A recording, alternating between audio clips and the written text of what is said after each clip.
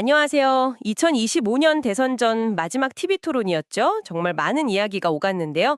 이재명, 김문수, 이준석, 권영국 이 4명의 후보가 참여한 이번 토론 그 핵심 내용하고 또 특히 주목할 만한 발언들 오늘 당신과 함께 좀 집중적으로 살펴보겠습니다. 네, 안녕하세요. 특히 아시다시피 지난 윤석열 전 대통령의 비상계엄 선포 이런 초유의 사태 이후에 네. 처음 열린 토론이지 않았습니까? 네. 그래서 시작부터 상당히 날선 공방이 예상됐었죠. 맞아요. 각 후보가 어떤 프레임으로 이번 선거를 딱 규정하려고 했는지 또 어떤 전략을 썼는지 이런 걸 좀 분석해 볼 필요가 있겠습니다. 네, 진짜 시작 발언부터 각 후보의 지향점이 아주 명확하게 드러났어요. 이재명 후보 같은 경우는 토론 당일이 5.18 민주화운동 기념일인 걸 딱 상기시키면서 내란 극복, 이걸 시대 정신으로 내세웠더라고요. 그냥 단순한 현 정부 심판론, 이걸 좀 넘어서는 프레임이었죠. 그렇죠. 반면에 김문수 후보는 이재명 후보를 딱 겨냥해서 방탄 독재다. 그러니까 법적 의혹 피하려고 꼭지한다. 이렇게 비판하면서 아주 선명한 반대 구도를 만들려고 했고요. 이준석 후보는 역시 그 비상계엄 사태의 부당함 이걸 지적하면서 원칙과 상식 회복, 정치 교체 이 본인의 기존 메시지를 계속 강조했습니다. 그리고 권영국 후보는 좀 달랐죠. 소외된 청년들의 어려움 이런 걸 언급하면서 정치 본연의 역할 여기에 좀 초점을 맞추는 모습이었어요. 네, 각자 이제 핵심 지지층 또 중도층을 향해서 메시지 경쟁을 벌인 거군요. 네, 맞습니다. 근데 토론의 상당 시간은 다시 이재명 후보 개인에 대한 검증, 특히 그 의혹 제기에 많이 쓰였어요. 이준석 후보가 과거 발언 문제를 아주 집중적으로 파고들었죠. 네네. 과거에 트위터 같은 데서 했던 욕설 논란이라든지 아니면 장애 비하로 해석될 수 있는 그런 발언들 있잖아요. 그런 걸 직접 언급하면서 사과를 요구했습니다. 이게 단순히 도덕성 공격, 이걸 넘어서서 이 후보의 리더십 자질 자체에 의무를 제기하고 또 중도층의 불안감을 좀 자극하려는 그런 전략으로 보입니다. 이 후보 반응은 어땠나요? 이 후보는 부족함에 대해서는 여러 차례 사과드렸고 다시 사과드린다. 이렇게 일단 몸을 낮추면서도 일부 발언에 대해선 또 자기가 한 말이 아니다. 이렇게 선을 그었습니다. 김문수 후보는 여기서 한 발 더 나갔죠.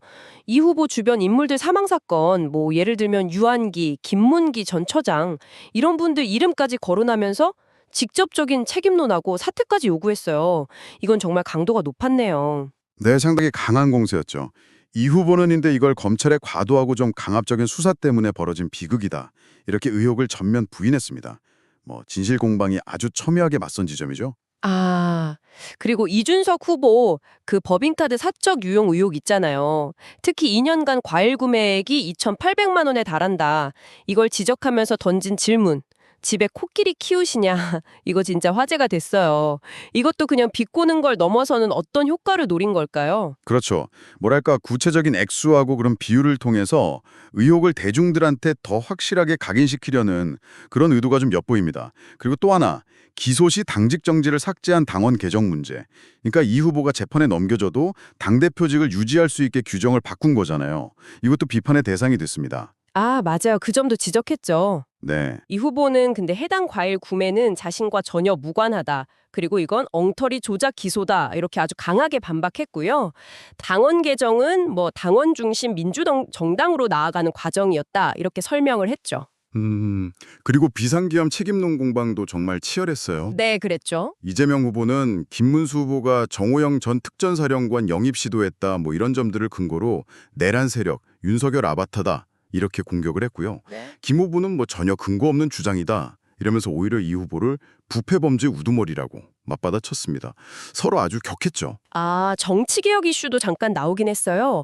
권영국 후보가 이준석 후보의 그 대통령 국회 예산권 주장, 이거 독재 발상 아니냐 이렇게 비판했잖아요. 네네. 그랬더니 이준석 후보는 이게 내각제적인 요소를 도입하자는 차원이다. 이렇게 반박하면서 잠시 좀 이론적인 논쟁 같은 게 벌어지기도 했습니다. 권영국 후보는 여기서 더 나아가서 개헌을 통해 가지고 기후 정의를 명문화하자. 그리고 이익균 정권이라고 하죠. 네, 기업 이익을 노동자랑 좀 더 공정하게 나누자는 개념. 네, 그걸 헌법에 넣자고 주장하면서 이재명 후보 동의를 구하기도 했어요.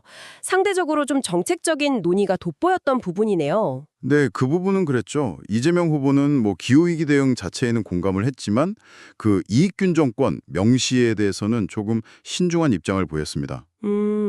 그 외에도 좀 날선 발언들이 기억에 남는데요. 이준석 후보는 수사기관 비판하는 걸 두고 범죄자의 상투적 변명이다. 이렇게 칭하기도 했고. 아, 김문수 후보는 또 이낙연 전 총리가 자신을 지지했다. 이 사실을 언급하면서 이재명 후보를 압박하는 모습도 있었고요. 네, 그건 재명 그리셨죠.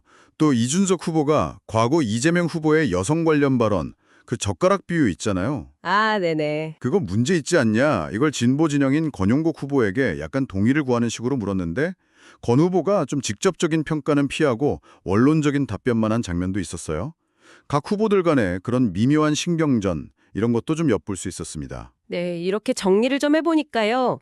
이번 마지막 토론은 아무래도 정책 비전 제시 이런 것보다는 후보들 간의 어떤 상호 비방이나 의혹 공방 이 비중이 상당히 컸던 것 같습니다. 네, 좀 그런 면이 강했죠. 마무리 발언에서 이재명 후보는 내란 세력 심판, 권용국 후보는 새로운 사회, 김문수 후보는 괴물 독재 심판, 그리고 이준석 후보는 기회사다리 복원, 이걸 각각 내세우면서 지지를 호소했는데요. 네.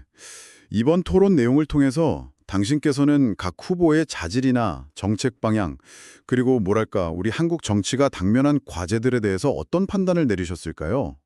어쩌면 토론에서 드러난 그런 격한 공방, 그 이면에 우리가 좀 더 깊이 고민해야 할 구조적인 문제들이 숨어 있는 건 아닐지 한번 성찰해 볼 지점이 아닌가, 네, 그런 생각이 듭니다.